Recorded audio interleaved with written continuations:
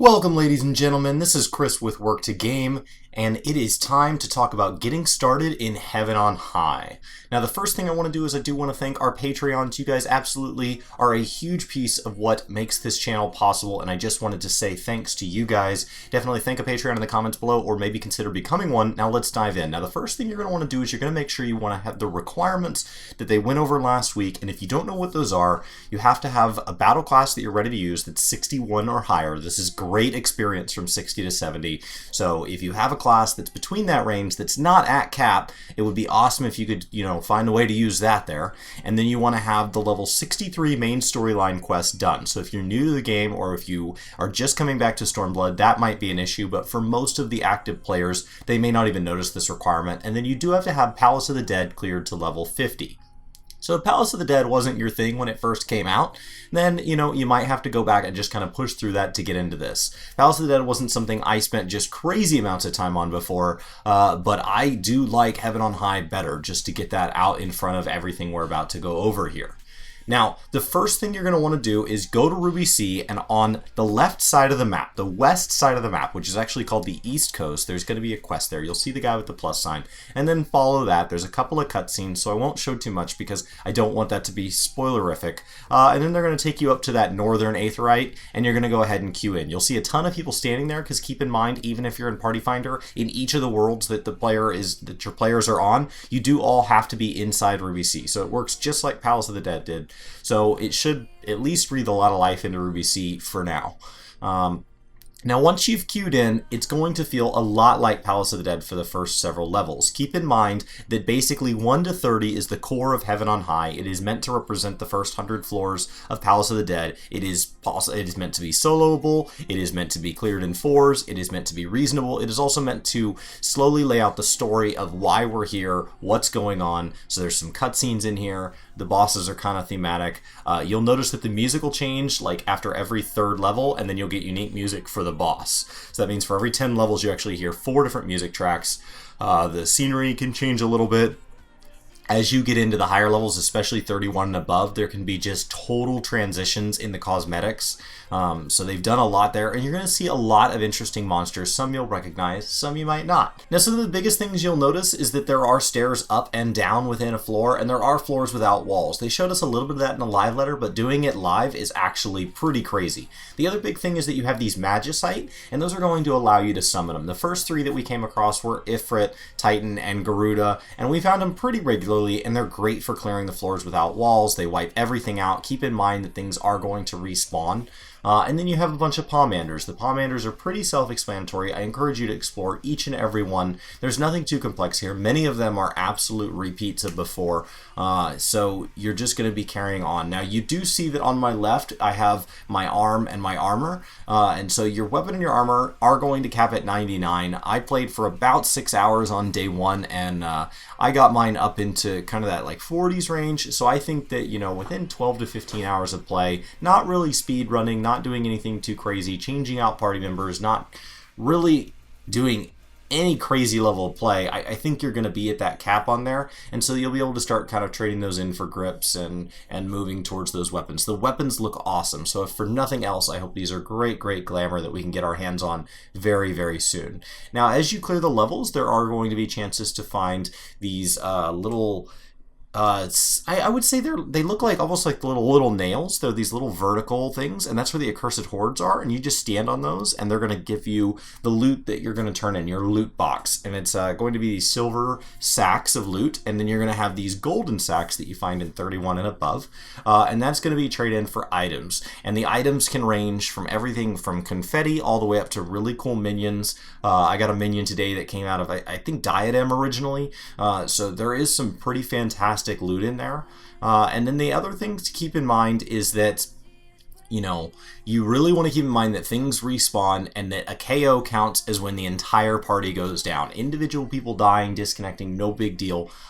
We didn't have anybody disconnect, so I hope they can come back in. I haven't tested that theory, but we haven't had any issues. Everything was very stable today. Everything was great, and this is day 1, so if it can handle it day 1, I assume everything is going to be just fine for the life of this content.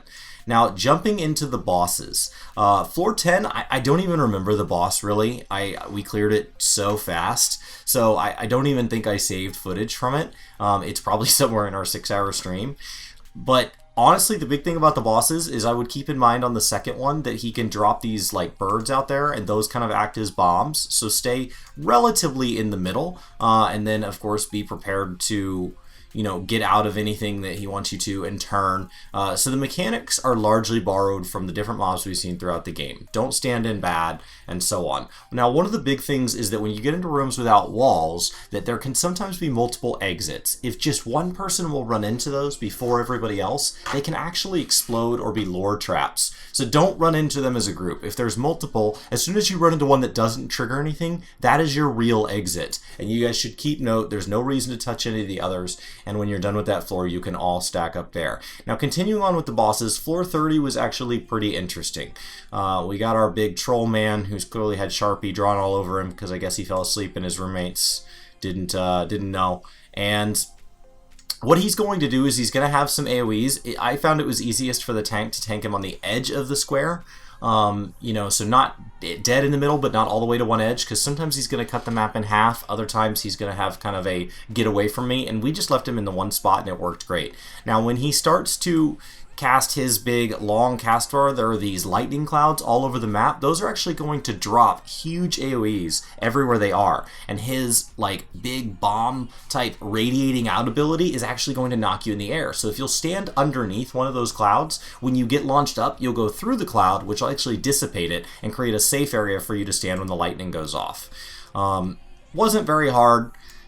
Had an absolute blast today. It took me, I would say, maybe 2 hours to get it all the way unlocked and get through 430. We even had a wipe in there. We just weren't paying attention. So it's really not too crazy to get through floor 30. You can repeat floors 21 to 30 pretty regularly. It was a total of about 3 million experience for my level 61. So I don't know if that experience will scale with the level as we go, or if that's just going to be kind of how that is. But 1.3 million of it was that 21 to 30. And so once you do a 21 to 30, you can always start at floor 21. So you can just do 21 to 30, 21 to 30, 21 to 30, and you should be able to pick up that 1.3 million every time, which is very, very fast. I mean, you're talking about a quarter of a level every single time. So, you know, hopefully this is a great way to level those alternate classes, all those battle classes you don't want to wait in roulette timers for, and everything like that. Get your hands on the fantastic loot. If you don't want it for yourself, keep in mind that a lot of this loot is going to have very, very high value while this content is low, and that's going to go down very quickly as people get their hands on more and more of it. So that's really it. That's getting started with Heaven on High. 31 to up is no joke, and actually we cleared all the way into the 50s just fine, and everything was going great, and then we got one shot all at once, which means we have to go all the way back to 21 and go all the way back up.